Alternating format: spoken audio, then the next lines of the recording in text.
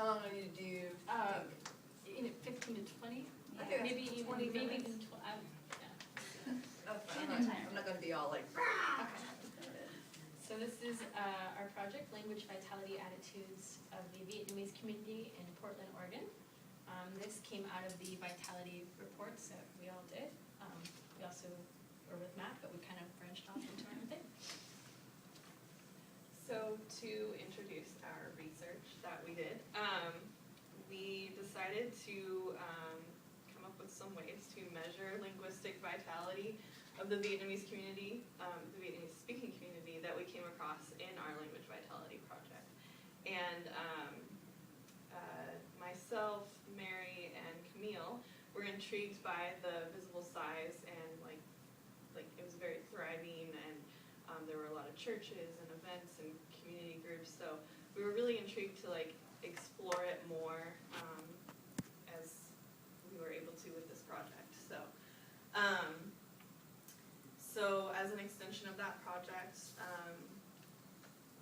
we wanted to get a better understanding of the Vietnamese community and the Vietnamese American values and attitudes towards their own heritage. And specifically, we wanted to find out about the differing values between the generations, like cross-generational, the younger generation, like early 20s, where they're kind of forming their own opinions about things and being able to make their own decisions, and then the older generation that have children and are able to see what's going on with their children and then how they've experienced things.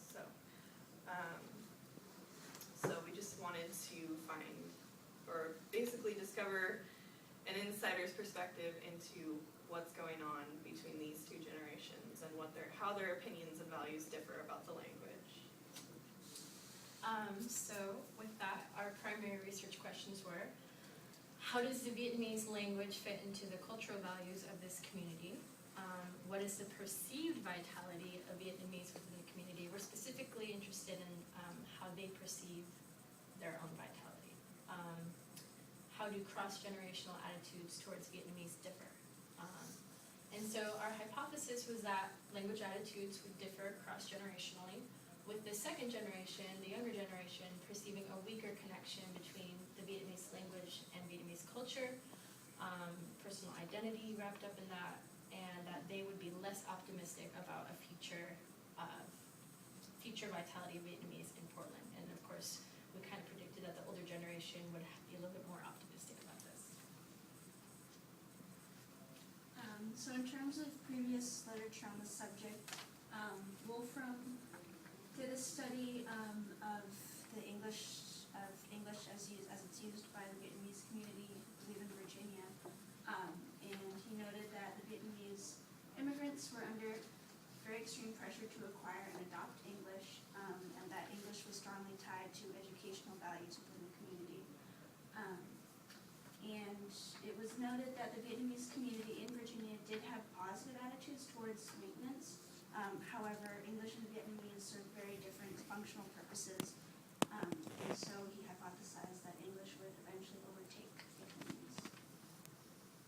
And then in Peterson's thesis, he did a study on how Vietnamese Americans would, how they identify and what parts of their identity are how their identity is tied to the language use. And so he ended up finding that English was not associated with Vietnamese identity. However, the Vietnamese Americans who participated in the study said that English was still a self-salient part of their identity, and that Vietnamese was more tied to the idea of being anchored in Vietnam. So he said that subjects balance identity maintenance and acculturation, neither strongly oriented towards being anchored in Vietnam nor towards Americanization. So we divided ourselves up into first generation and second generation. We interviewed members of both generations, and we used kind of a basic set of questions. They differed, of course, per generation.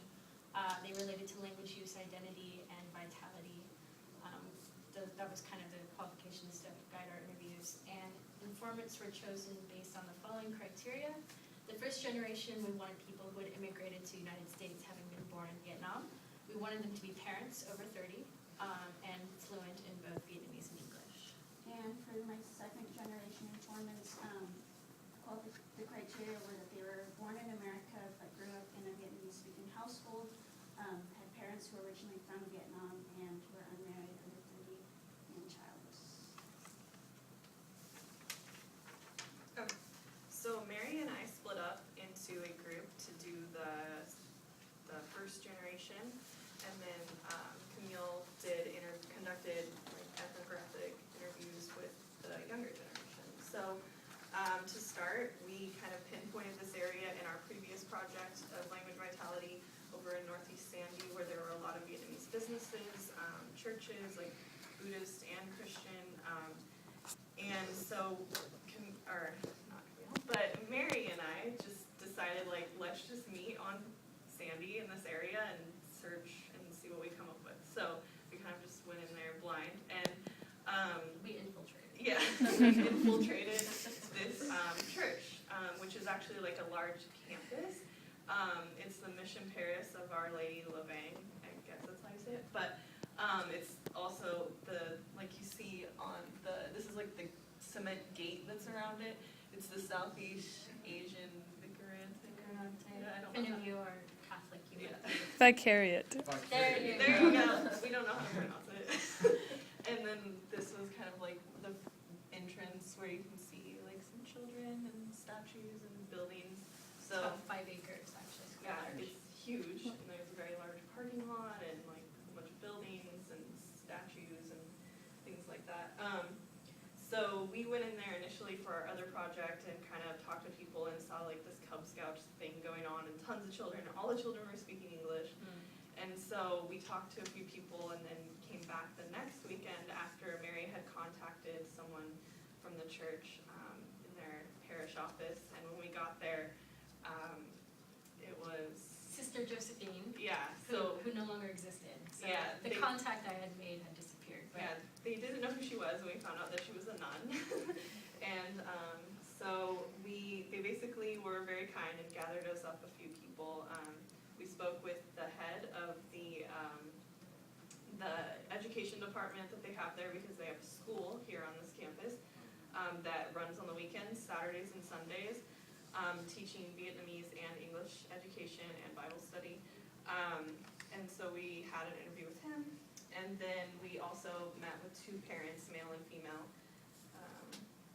And these were the informants. do you want to take it first? Sure, so I'll talk a little bit more in a minute about our findings and our interview with our first informant, which was Francis, who was the head of the department, like the chairman of the education program there. And he came there as one of the original members of this church, which was around, in June 1975, they founded the church, and there was about 500 Vietnamese families that had immigrated there or came over as refugees due to the war and other conditions like that. So half of them were Vietnamese Catholics, so the parish was formed that summer, and then today it's the largest parish in the Diocese of Portland, with more than 800 families and more than 5,000 parishioners. So that gives you an idea of how many people were there and why we wanted to come there and infiltrate. So since 1981, they've been really dedicated to aiding refugees and people from Southeast Asia. So it's kind of like a hub for all of that. And their faculty, their mission is to contribute to the protection of and promotion of Vietnamese culture in Portland, which includes language, because they do have language education. So, and they they mimic the K through 12 system, so the children go to school Monday through Friday in a Portland school, and then they come there either Saturday or Sunday based on their grade, and they are taught whatever grade level they're in, either in Vietnamese or English, and it has over 1,300 students and 70 members of faculty. So, yeah. And so Francis has one son himself who is 11 years old, and he's the chairman, president of the Vietnamese school, and we interviewed him in the church office and we took notes by hand. The next two informants were parents that the president of the school rounded up for us. we informally interviewed them on the spot, and the male informant, his name's Alex, he was born in Vietnam. He immigrated here when he was 21. He's married with about, I think, 2 children. Both are enrolled in this giant Vietnamese English Sunday school. He's very enthusiastic about volunteering for the Sunday school and just being there as a parent in this community and lending his help and his services. And we interviewed him with a handheld recorder. And then the next parent was a woman, and she was also in her mid-30s. She was also born in Vietnam. I think she immigrated here much earlier when she was a child. She has 2 children also enrolled in this Vietnamese English Sunday school, and we interviewed her with a recorder as well. So yes, these are the basic set of questions we used in these interviews. When did you immigrate to the U.S.? How exclusively do you speak Vietnamese with your children at home? How important is it that your children speak Vietnamese? How would you assess your competence, your children's competence? Are your children willing to speak Vietnamese? What are their attitudes towards Vietnamese and English? How does your child learn Vietnamese? What role does Our Lady Love Bang play in your family's life, the church?